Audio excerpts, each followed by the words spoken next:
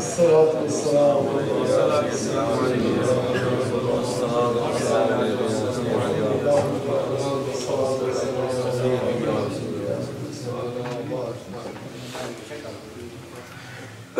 ضعیف اللہ وحدہ لا شریک لگے اسی کی خاطر اسی کو سجدی ہے اور بے پناہ درود و سلام ہمارے آقا مولا صلی اللہ علیہ وآلہ وسلم کی ذات جانہ جو کر الحمدللہ اللہ کریم کے کرم اس کے فضل اور اس کی عطا کردہ توفیق سے اس وقت ہم سب اکٹھے ہیں اپنے آقا علیہ السلام کے خوبصورت ذکر پاک کی اس خوبصورت محفل میں اور یہ اللہ کریم کا کرم اس کا فضل اور اس کا احسان ہوتا ہے کہ انسان کو اس خوبصورت محبت میں اکٹھے ہونے کی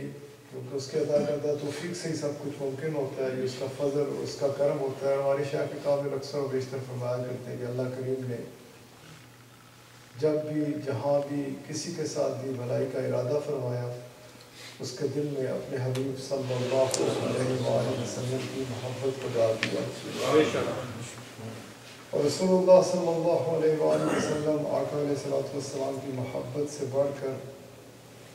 کائنات میں کوئی خزانہ ہے نہیں یہ اللہ تعالیٰ کا بہت بڑا کرم فضل اور احسان ہوتا ہے اور جس مقام پر محبت لے کے جاتی ہے ادھر اور کوئی چیز لے کے بھی نہیں جا سکتی کہ دربار رسالت مآب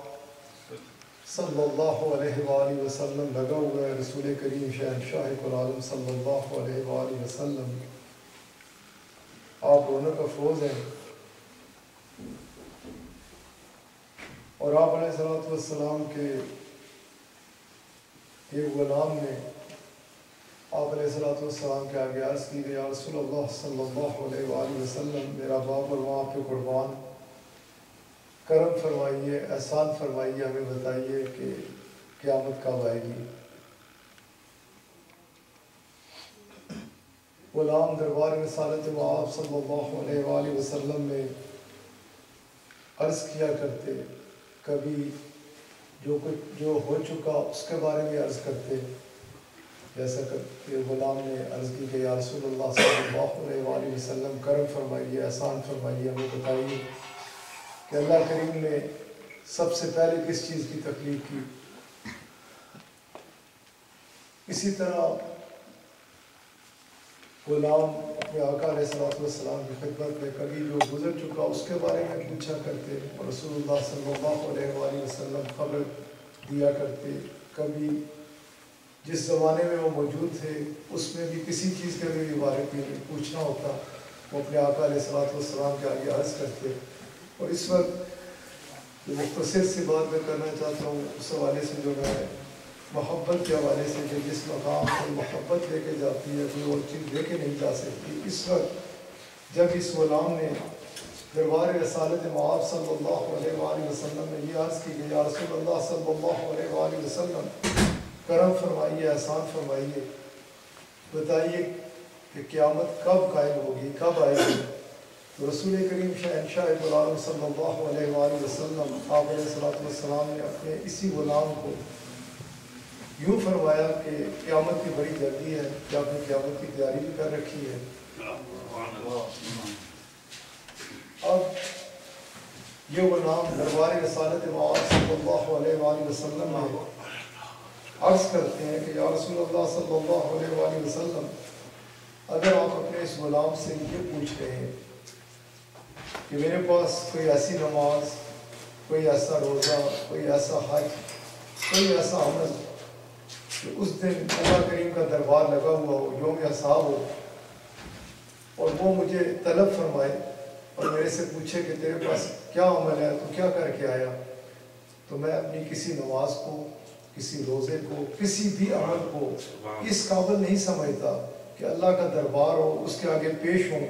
اور اس کے آگے پیش کروں کہ یا اللہ میں یہ عمل کر کے لایا ہوں میرے پاس یہ عمل ہے اور اس چیز کو بھی میں خوب سمجھ کے رکھنا چاہیے کہ اعمال پیش کرنے کا موقع بھی اسی وقت ملے گا جب رسول اللہ صلی اللہ علیہ وسلم آقا علیہ الصلوۃ والسلام آپ کرم فرمائیں گے، آپ علیہ الصلوۃ والسلام آگے تشریف لائیں گے. مگر نہ اکثر و بیشتر آپ نے علماء کرام سے اس چیز کو سن رکھا ہوگا کہ جب وہ دن ہوگا تو حساب قائم ہی نہیں ہو رہا ہوگا. مخلوق آدم علیہ السلام سے لے کر عیسیٰ علیہ السلام تک پھرتی ہوئی آئے گی،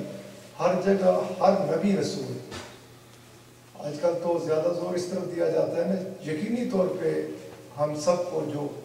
آقا علیہ الصلوۃ والسلام کے ساتھ محبت کا دعویٰ کرتے ہیں، ہمیں آقا علیہ الصلوۃ والسلام کے خوبصورت، جیسا کہ میں صبح جمعے میں بات کر رہا تھا، احکامات و فرمودات پر عمل کرنا چاہیے، شریعت مطہرہ کو تھامنا چاہیے، لیکن بھروسہ ان کے اوپر نہیں ہونا چاہیے. بھروسہ جیسا ابھی احسان صاحب پڑھ رہے تھے، رسول اللہ صلی اللہ علیہ وآلہ وسلم کی ذات پاک کے اوپر، آپ کے علاوہ کوئی بچانے والا نہیں، آپ کے علاوہ کوئی شفاعت کرنے والا نہیں. آپ علیہ الصلوۃ والسلام جب تک رونق افروز نہیں ہوں گے، اللہ تعالیٰ صاحب قائم ہی نہیں کرے گا. صاحب قائم ہوگا تو اعمال کی بات ہے. ادھر جو میں حدیث مبارک آپ کے آگے رکھ رہا ہوں، اب یہ اصحابی رسول مقبول صلی اللہ علیہ وآلہ وسلم ہے، ان کی ایک بھی اگر نماز لے لی جائے، اس وقت تقریباً لگ بھگ 1 ارب 60 کروڑ کے لگ بھگ مسلمان بستے ہیں دنیا میں، جن میں ظاہری علوم والے بھی ہیں، باطنی علوم والے بھی ہیں، مشائخ بھی ہیں، علماء بھی ہیں، سب کے سب موجود ہیں. سب کو اکٹھا کر لیا جائے، ان سب کی نمازیں ان کی ایک نماز کا مقابلہ نہیں کر سکتی جو انہوں نے نماز پڑھی ہے. انہوں نے رسول کریم شہنشاہ عالم صلی اللہ علیہ وآلہ وسلم کے پیچھے پڑھی ہے، لیکن تربیت یافتہ بھی تو دربار رسالت مآب صلی اللہ علیہ وآلہ وسلم کے ہیں نا، خبر بھی ہر چیز کی رکھتے ہیں، پتہ بھی ہے، جو کچھ ہے انہی کے صدقے ہے. آگے بھی کام بنے گا تو انہی کے صدقے، کیونکہ ایک حدیث مبارک یوں بھی نظر آتی ہے کہ غلام نے دربار رسالت مآب صلی اللہ علیہ وآلہ وسلم میں عرض کی کہ یا رسول اللہ صلی اللہ علیہ وآلہ وسلم، میرا باپ اور ماں آپ کے قربان، جیسا آپ نماز کا حکم دیتے ہیں، جیسا اس کا حق ہے کہ اس کے آگے کھڑا ہو جائے، اس کی طرف بندہ رجوع کرے، ایسے کہ جیسے وہ دیکھ رہا ہے، اگر اس کے نہیں تو ایسے کہ جیسے میں اسے دیکھ رہا ہوں، اور اگر ایسے نہیں تو اس انداز سے کہ وہ مجھے دیکھ رہا ہے. تو میرا تو خیال کبھی کہیں چلا جاتا ہے، کبھی کسی طرف بھٹک جاتا ہے ذہن. تو کیا نماز کا کیا بنے گا؟ رسول اللہ صلی اللہ علیہ وآلہ وسلم آقا علیہ الصلوۃ والسلام نے اس وقت یہ فرمایا تھا کہ نماز پڑھنا تمہارا کام ہے. یہ رسول اللہ صلی اللہ علیہ وآلہ وسلم کا فرمان ہے. آپ فرماتے ہیں نماز پڑھنا تمہارا کام ہے اور قبول کروانا میرا کام ہے. واپس ادھر جاتا ہوں کہ اب یہ غلام جن کی نمازیں عرفہ والا، ہر چیز سے پاک، ریاکاری سے پاک، اپنے آقا علیہ الصلوۃ والسلام کے پیچھے پڑھنے والے، لیکن دربار رسالت مآب صلی اللہ علیہ وآلہ وسلم میں کیا عرض کر رہے ہیں کہ یا رسول اللہ صلی اللہ علیہ وآلہ وسلم، میں اپنی کسی نماز، کسی عمل کو اس قابل سمجھتے ہی نہیں کہ رب تعالیٰ فرمائے اور اس کے آگے جا کے کھڑا ہو کے کہوں میں نے یہ عمل کیا، یہ نمازیں پڑھی، یہ روزے رکھے، میرے پاس کوئی عمل ایسا نہیں ہے. لیکن ساتھ ہی انہوں نے دربار رسالت مآب صلی اللہ علیہ وآلہ وسلم میں عرض کی کہ یا رسول اللہ صلی اللہ علیہ وآلہ وسلم، میرے پاس کوئی ایسا عمل تو نہیں کہ جو میں اس کے حضور پیش کر سکوں، لیکن میرے پاس ایک چیز ایسی ہے کہ اگر اللہ کریم نے فرمایا کہ تو کیا لے کے آیا ہے، تیرے پاس کیا ہے، تو میں اس کے آگے عرض کروں گا کہ یا اللہ جس سے تو محبت فرماتا ہے اسی سے انہی کی محبت میں بھی مبتلا تھا، اور سینہ اپنے آقا علیہ الصلوۃ والسلام کے آگے کیا کہ یا رسول اللہ صلی اللہ علیہ وآلہ وسلم، آپ سے بڑھ کر کوئی جاننے والا نہیں، آپ کے سامنے ہر چیز عیاں ہے، یہ دیکھیے یہ آپ علیہ الصلوۃ والسلام کی محبت سے بھرا ہوا ہے. اپنے دل کے بارے میں عرض کی کہ میرا دل آپ کی محبت سے بھرا ہوا ہے. جب دربار رسالت مآب صلی اللہ علیہ وآلہ وسلم میں یہ عرض کی کہ میرا دل آپ کی محبت سے بھرا ہوا ہے، تو رسول اللہ صلی اللہ علیہ وآلہ وسلم آقا علیہ الصلوۃ والسلام نے فرمایا کہ اے میرے غلام جا، یہ تیرے لیے بہت دوسری حدیث مبارک بھی اکثر و بیشتر ان دو حدیث مبارکہ کو جوڑ دیا جاتا ہے. وہ دوسری حدیث مبارک ہے جس میں وہ غلام دربار رسالت مآب صلی اللہ علیہ وآلہ وسلم میں حاضر تھے، رونا شروع کر دیا، چہرہ زرد ہو گیا. آقا علیہ الصلوۃ والسلام نے فرمایا کہ کس چیز نے رلایا؟ تو عرض کرنے لگے کہ یا رسول اللہ صلی اللہ علیہ وآلہ وسلم، معاملہ یہ ہے کہ ابھی میرا دل کہیں نہیں لگتا، کسی مقام پہ ہوتا ہوں دل اچاٹ ہوتا ہے، ہر چیز سے دل بھر جاتا ہے، دوڑتا ہوا آپ کے دربار میں حاضر ہو جاتا ہوں، آپ علیہ السلام کی خدمت میں پیش ہوتا ہوں، آپ کو دیکھتا ہوں تو مجھے سکون مل جاتا ہے، اطمینان قلب حاصل ہو جاتا ہے۔ گھر میں ہوں، عبادت کر رہا ہوں، بچوں میں ہوں، کاروبار میں ہوں، جدھر بھی ہوتا ہوں، اگر دل میں سے اطمینان جاتا رہتا ہے، آپ کے حضور پیش ہوتا ہوں، آپ کو دیکھتا ہوں، اطمینان قلب حاصل ہو جاتا ہے، سکون پا لیتا ہوں۔ اس وقت آپ علیہ السلام فرما رہے ہیں کہ تیرا چہرہ کیوں زرد ہو گیا،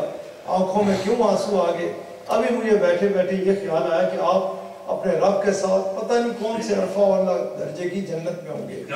غلام آپ کو دوزخ سے نہیں گھبراتا، جنت آپ کے صدقے ملے گی ملے گی، لیکن میں اس جنت کا کیا کروں گا کہ جس جنت میں آپ کی زیارت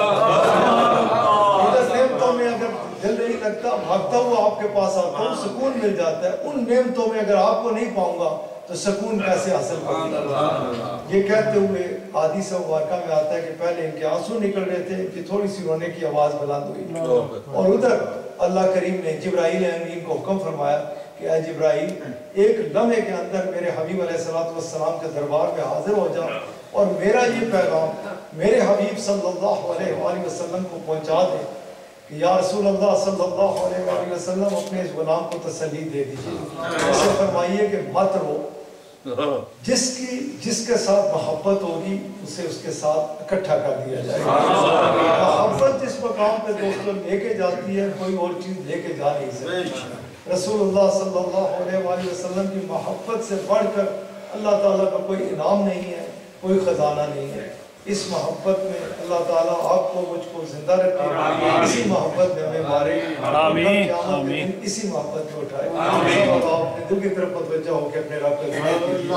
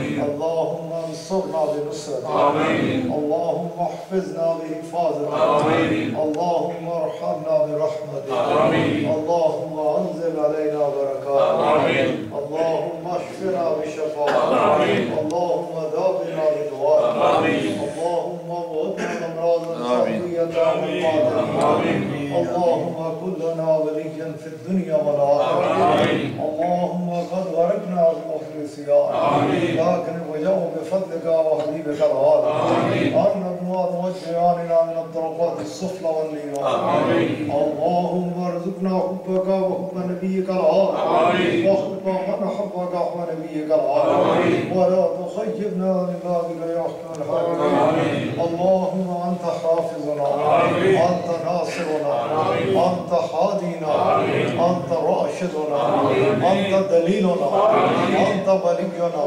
وارحم علينا ولا تعذبنا بذنوبنا ولا تبتلينا بذنوبنا ولا تسلط علينا الظالمين بذنوبنا وكفر عنا سيئاتنا وهب لنا من لدنك الرحمة إنك أنت الوهاب أنت الوهاب أنت الوهاب محمد النبي سيد الأبرار وصلى الله تعالى على خير خلقه ونور عرشه محمد وآله وأصحابه أجمعين برحمتك يا أرحم الراحمين.